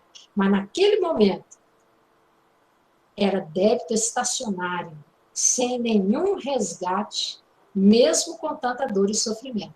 Olha para vocês verem a complexidade das interpretações que a gente tem que fazer, né? Mas tem 2 comentários aí, né, Almira? Sim, a Cristina colocou aqui para você, às vezes o orgulho, quando se apresenta nas nossas relações familiares, gera prejuízo que só o tempo poderá resolver. Você poderia comentar sobre isso? Assim como o egoísmo. Então, Isso. como que o orgulho e o egoísmo nas nossas relações, né? Amanhã a gente vai ter a Luciana, lá de Araxá, comentando que o lar é a oficina de amor, porque realmente na família é que o egoísmo e o orgulho se apresentam com mais evidência, né? Verdade. Você pode estar comentando um pouquinho sobre isso? O livro Ação e Reação, que a gente citou aqui, muito interessantes nesse aspecto, porque todos eles são familiares, né? São pessoas que se vinculam familiarmente aqui, enquanto encarnados, em razão de débitos anteriores. Então, nós temos uma série de casos que são difíceis e complicados de se resolver.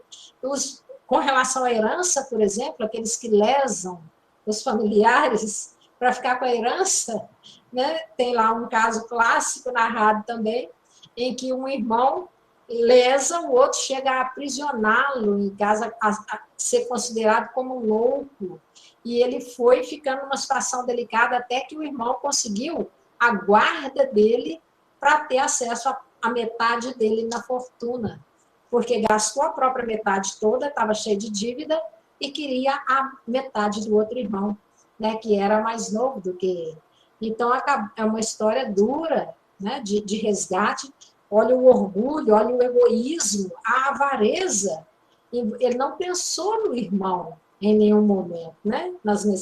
Pelo contrário, ele quis lesar o irmão para tirar uma vantagem pessoal, né, nessa situação. Isso tem muito, viu, gente? Mas é muito, não é pouco, não. Depois o resgate é duro, porque ele vem numa situação muito parecida, em que aí ele, outro, que é lesado, né, aquele que sofre no processo da partilha, o que fica sem nada, né, e que passa, então, muita dificuldade, sofrimento, se não me engano, é Débil Aliviado, o título do capítulo, vocês me perdoem, eu não tenho certeza, mas é na segunda parte do livro Ação e Reação. É isso, nossa vida, nossos intercâmbios familiares estão repletos de dificuldades e de afinidades. Né, gente? A gente, para cada situação complicada que nós temos também aqueles parentes que são queridos, aqueles familiares que são verdadeiros suportes para a nossa vida, que nos assistem, que cooperam conosco, que nos dão força na caminhada. Então, tem tudo, tem de tudo. Agora, como nós não somos perfeitos, às vezes a gente embaralha as duas questões e classifica de forma equivocada. Né? O melhor é fazer aquilo que a gente pode da melhor maneira, principalmente entre os familiares. Entre os familiares, né? E tem um outro comentário aí, que ela colocou embaixo também, a Cristina também, né, Almira? Isso. Estendendo, né, que o nosso lar, que é a nossa casa espírita, né, o nosso segundo lar, Sim. Ela está trazendo também que as nossas relações fraternais no exercício das tarefas, o orgulho se apresenta gerando milindres e pede para comentar como a doutrina pode nos ajudar a perceber e a vencer esses obstáculos. Pois é, exatamente. É como o André Luiz colocou naquela primeira página que a gente analisou, né? Primeiro, lendo muito. Lê bastante, porque você vai adquirir muito conhecimento. Segundo lugar, conhecer os princípios básicos, que ele colocou lá. Tem que conhecer a base doutrinária, porque aí, na hora de um momento desse, a gente vai olhar para dentro e vai falar, puxa, meu Deus, será que eu fiz a coisa certa aqui? Né? Eu estou sendo arrogante. E, principalmente, questão 919 do Livro dos Espíritos, exame de consciência. É o exame de consciência mais frequente possível, né? A gente olhar para nós mesmos e falar, isso aqui foi bom, isso aqui foi legal, isso aqui eu fiz direito. Agora, esse outro lado aqui, eu não devia ter falado isso, eu podia ter escolhido outras palavras, eu deveria ter permanecido em silêncio, em prece, né? Aí, cada caso é um caso, e eu vou diagnosticar onde foi que eu errei. Porque o pior é quando a criatura nem percebe. Aí, se ela nem percebe, aí a situação está mais complicada ainda. Né? E aí, só para narrar para vocês, que eu já me deparei com a inveja, mas foi muito difícil de aceitar isso no meu coração. Não foi na casa espírita, mas foi no ambiente de trabalho profissional, que parece a mesma coisa. Né? Eu tinha lá uma colega que me incomodava demais. A voz dela me incomodava, eu achava ela com voz de taquara rachado. Ela adorava cantar no trabalho, mas era desafinada e aquilo me gerava um sofrimento. Nossa, essa criatura vai cantar de novo, meu Deus. Aí eu lembrei até, como diz o outro, a gente lembra até do Shrek, né? O desenho animado, lá com o Encantado, quando ele começa a cantar, aí o Shrek fala para ele assim, dá para me matar antes de cantar? Que ele estava preso e ia ser morto lá no desenho animado, mas lá o Encantado, que é o bandido da história, começa a cantar primeiro, né, naquela apresentação teatral. Era assim que eu me sentia, né? Pelo amor de Deus, vai cantar desafinado desse tanto. E aí, doutrina espírita, né? Aí, conhece-te a ti mesmo. E eu comecei a me perguntar, por quê? Por que ela me incomoda tanto? Incomoda tanto? E, gente, não é da noite para o dia, não. Eu tive que fazer essa pergunta muitas vezes para mim mesmo, para o meu próprio coração, e aguardar, porque aos poucos a resposta salta de dentro do nosso coração. Né? E eu perguntando por quê. Aí comecei a olhar para ela, observar, ela tinha uma vida difícil, não era fácil, não. A vida dela, os pais separados, né? Pais separados, ela tinha uma dificuldade enorme com a madrasta, enorme, né? Uma família esfacelada. Ela arranjou uma encrenca com um cidadão. Né? Aliás, nesse percurso todo, e são anos gente, de trabalho lado a lado, viu?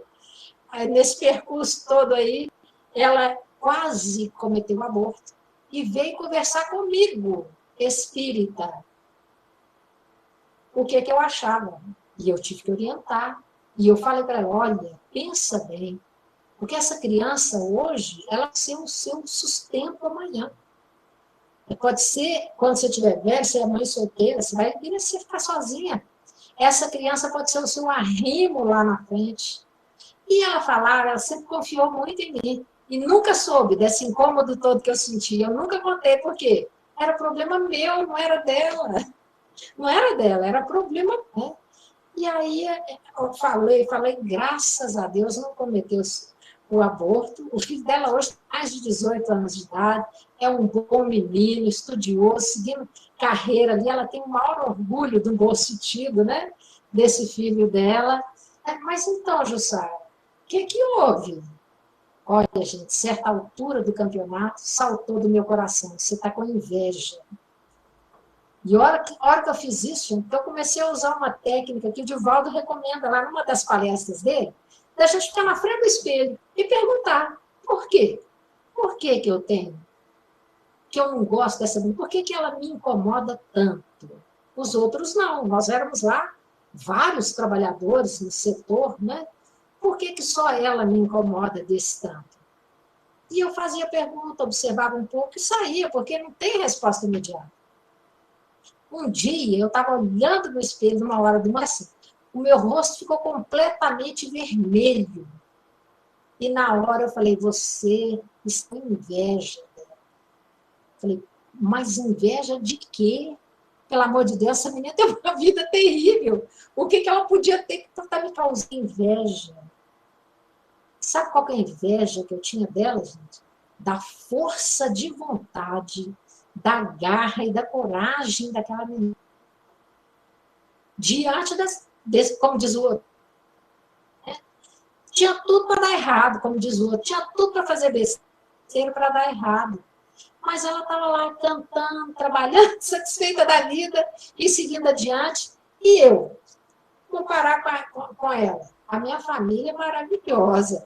Eu sou filho de 2 professores, gente, né? Meu pai, professor universitário, minha mãe, professora primária. Me educaram ali. Se não fossem esses 2, meu Deus, eu não faço nem ideia de onde é que eu estava, né? Então, uma família equilibrada, graças a Deus. Riqueza não tivemos. Nós nunca passamos fome, assim. Como diz o outro, um mamãozinho verde lá, afogado de vez em quando, né? Mas tudo bem, né? Faz parte da vida, mas nesse fome, né? Então, vida equilibrada.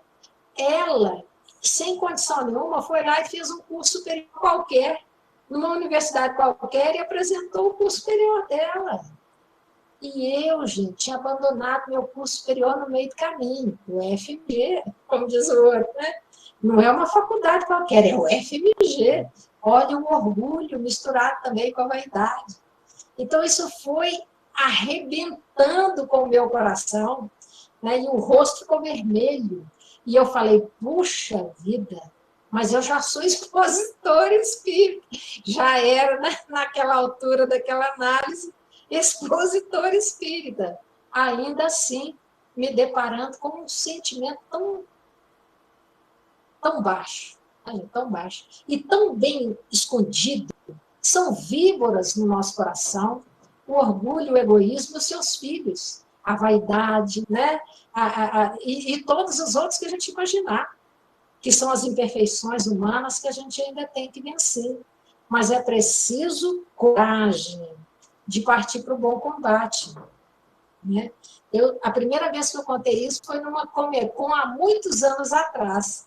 E depois o colega falou assim para mim, Jussara, sabe o que os meninos fizeram? Uma representação teatral daquela história que você contou. Eu falei, oh, graças a Deus que foi bom. Né? Isso, gente, tem muitos anos isso, muitos anos. Falei, que bom que pode ajudar alguém, né, nesse ponto. Eu fiquei muito... E os jovens me perguntaram para ela, como que ela reagiu? Eu falei, nunca contei. Você está louco? Vou contar para quê? O problema era meu, eu vou perturbar o coração dela, porque ela confiava em mim, como confia até hoje, a gente mudou, ela foi para um outro setor, a gente era, como diz o outro, funcionária pública. Ela permaneceu no INSS, eu fui para a Receita Federal e a gente se separou definitivamente na última década, né, de trabalho. Então, ainda hoje a vejo de vez em quando no Facebook. E ela me chama de Ju, né? Ô, Ju, que saudade de você e tudo, né? Mas é aquele carinho, e eu ficar comigo, graças a Deus, que eu resolvi. Gente, surpreendentemente, depois do dia vergonha na cara, como diz o outro, que eu detectei a inveja e comecei a trabalhar, eu passei a admirá-la. Ela parou de me incomodar. Eu achava graça quando ela começava a cantar, né? Às vezes cantava junto. Nunca mais me incomodou, sinceramente falando para vocês. Porque aí eu percebi onde é que estava o problema e qual que era o tratamento. Né? Qual que era o tratamento. Sou eu. A minha vontade é que está fraca.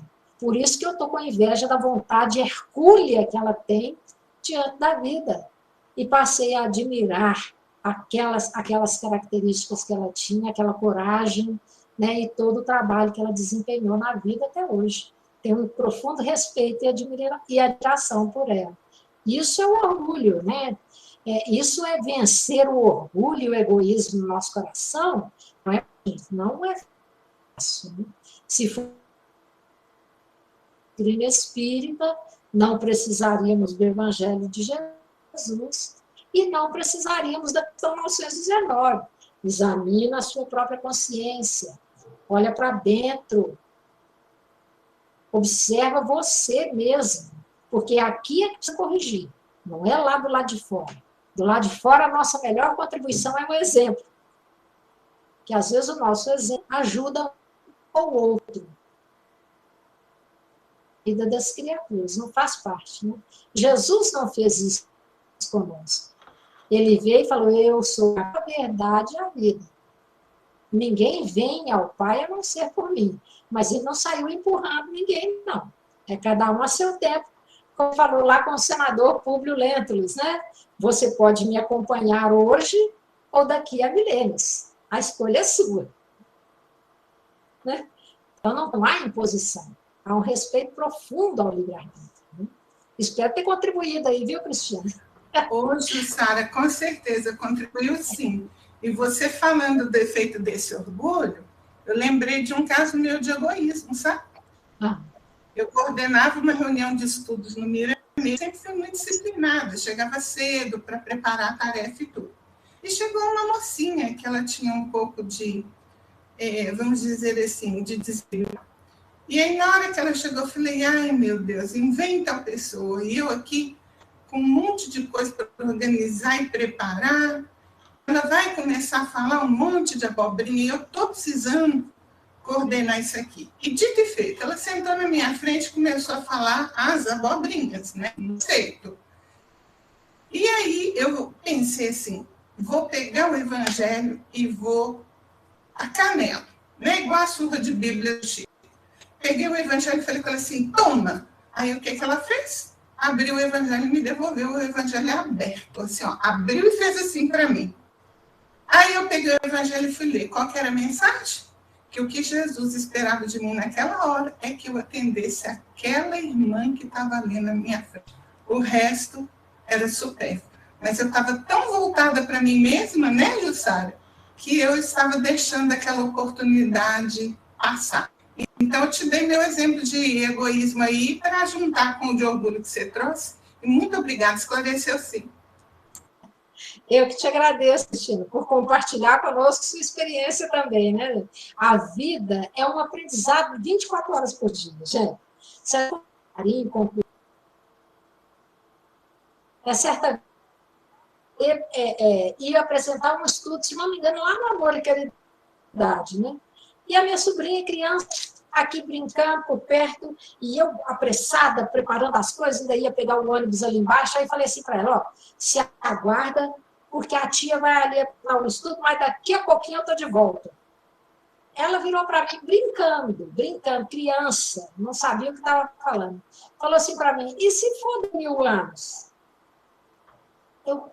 Eu fiquei muda, gente. Eu terminei de arrumar sem falar uma palavra. Eu botei meus livros embaixo do braço com a bolsa e eu saí, sem falar uma palavra. Eu só consegui falar depois da prece, lá no Amor e Eternidade, quando o estudo começou. Porque o mentor, nessa hora, aproveita, né, gente? A gente não tem mediunidade, mas o expositor, ele acaba percebendo alguma coisa, né, da sutileza da intuição. E o meu mentor falando para mim, como que você promete uma coisa que você não sabe se vai poder cumprir? Quem te diz que você volta para casa hoje? Quem te diz que você vai encontrar com ela daqui a pouquinho? Você não conhece a doutrina espírita, não?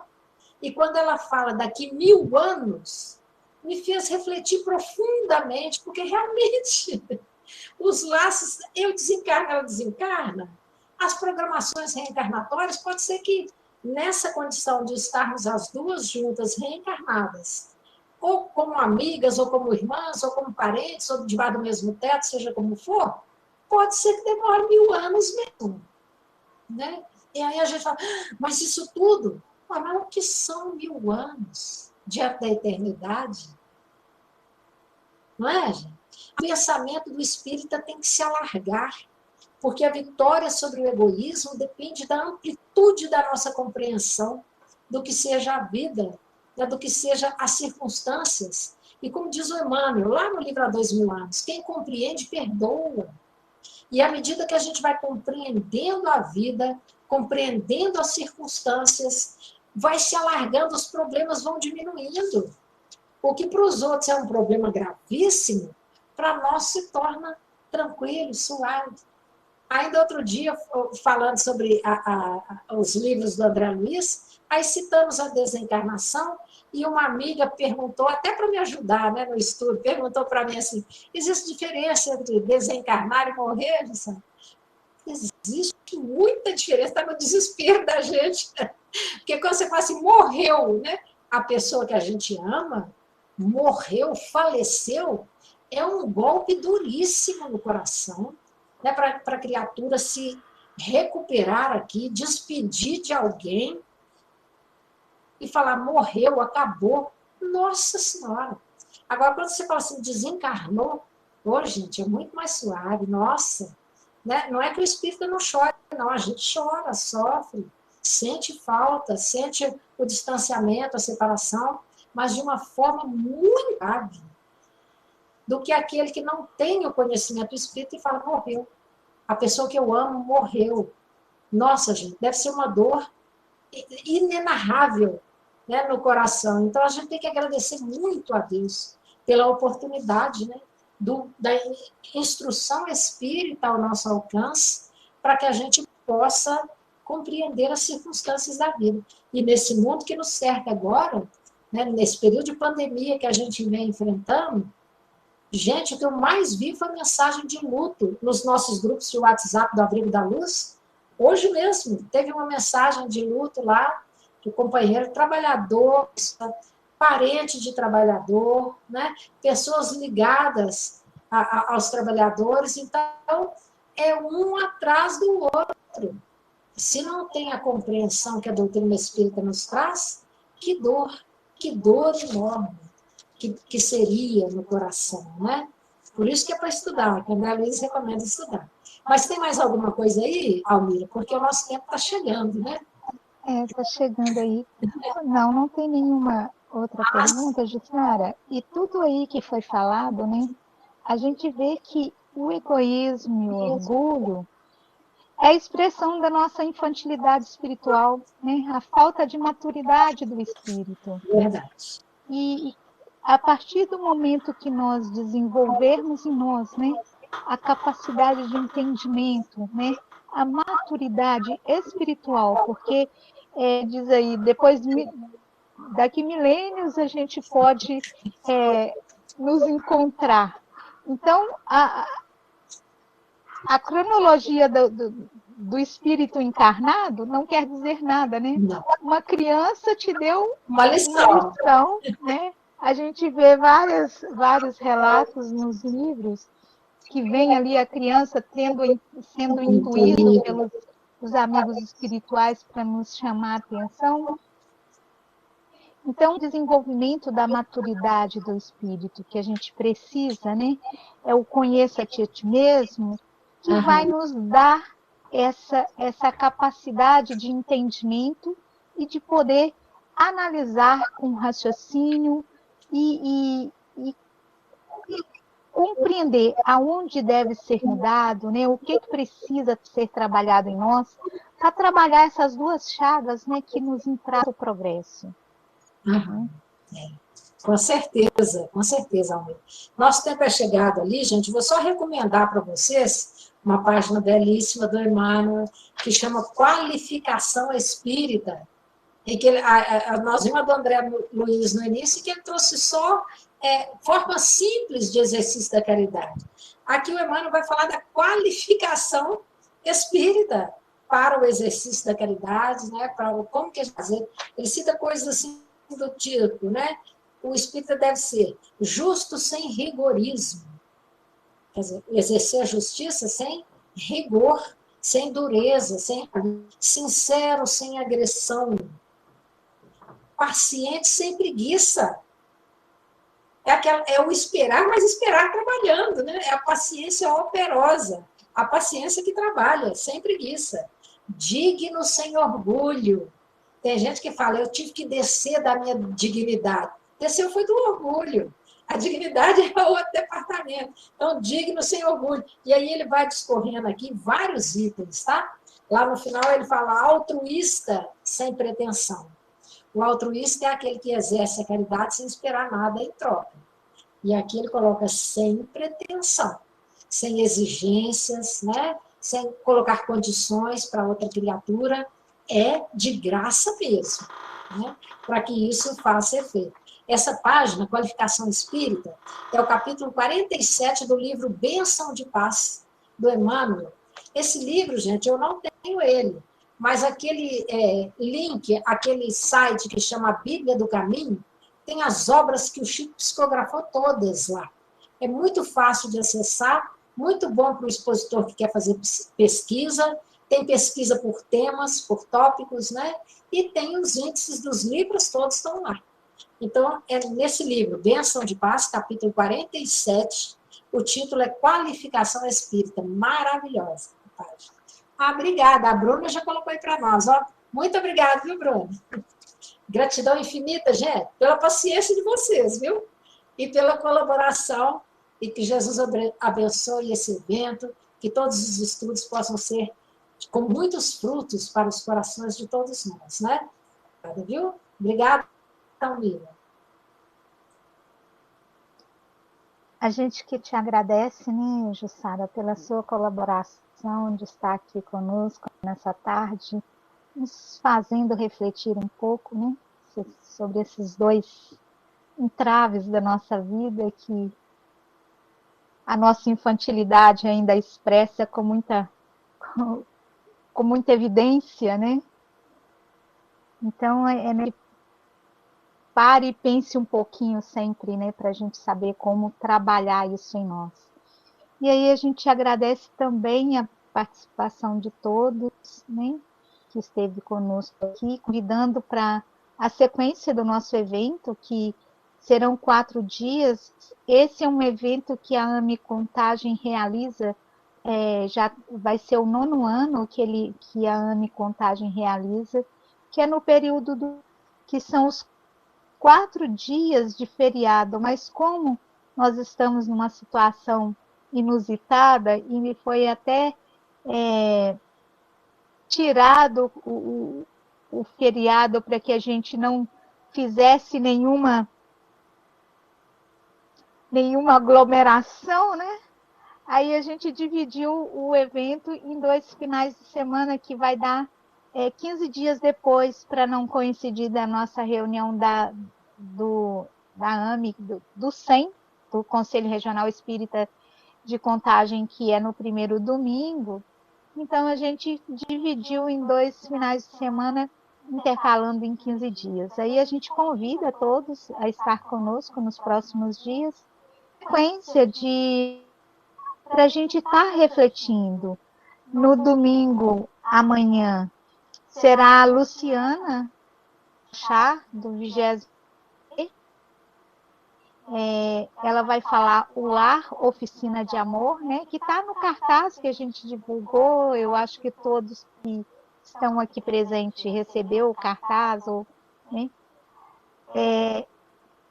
No sábado, dia 2, vai ser o Helder Canto, lá de Florestal. Ele vai falar a vida em sociedade na construção do amor em nós. E no domingo, no dia 13, o Valdir Silva, o amor na construção do homem de bem. Então, para a gente estar refletindo sobre esse amor que nós precisamos trabalhar em nós, né? Como que a gente tem conseguido expressar, né, esse sentimento que é a essência de Deus, né? Então, a gente convida todos a estar aí conosco e agradecendo mais uma vez a todos e pedindo o Rogério para fazer a prece de encerramento para nós, Rogério. Mi, vai deixar seu mente sem tocar mais nenhuma música? Eu ia contar para você pedindo para tocar Sonda Mi. Olha, nós já estendemos o horário, né? A gente tinha a harmonização, a gente pode, né? Você fez o lembrete, mas o nosso contrato com ele, a gente vai abusar, então, porque era só no início. Você faz aí para nós, Mendes, mais uma música?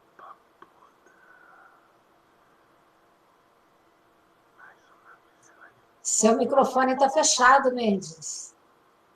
Eu estou aqui agora sem o meu violão.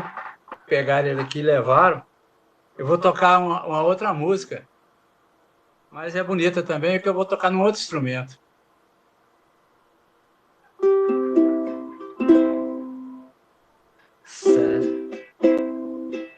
Certa vez eu ouvi alguém e além sobre o arco-íris a um lugar onde o céu sempre azul nos onde a gente consegue o realizar. A chuva tamborila na vidraça da janela. Eu olho o arco-íris na certeza de encontrar visão tão bela.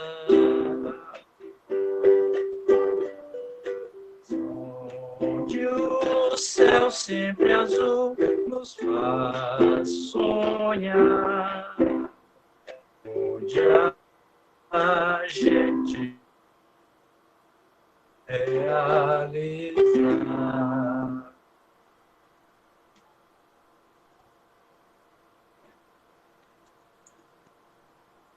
Então, nas vibrações dessa música, que por si só já é uma prece, né? Nós, os pensamentos a Deus, agradecemos a presença de todos, agradecemos a Jussara, o Mendes, o nosso irmão Wagner, que está ali na retaguarda, gravando para nós. E agradecemos a Deus especialmente por mais essa oportunidade de refletirmos acerca do Evangelho do Mestre Jesus, como recurso para encaminharmos as nossas ações no dia a dia, perante a nossa família, nossos amigos, nossos companheiros de caminhada. Que o Senhor continue a abençoar a todos aqui presentes, nos dois planos da vida, elevando nossos corações no rumo ao Mestre. Que a paz de Jesus esteja em nossos corações, hoje e sempre. Que assim seja. Que assim seja. Boa noite a todos.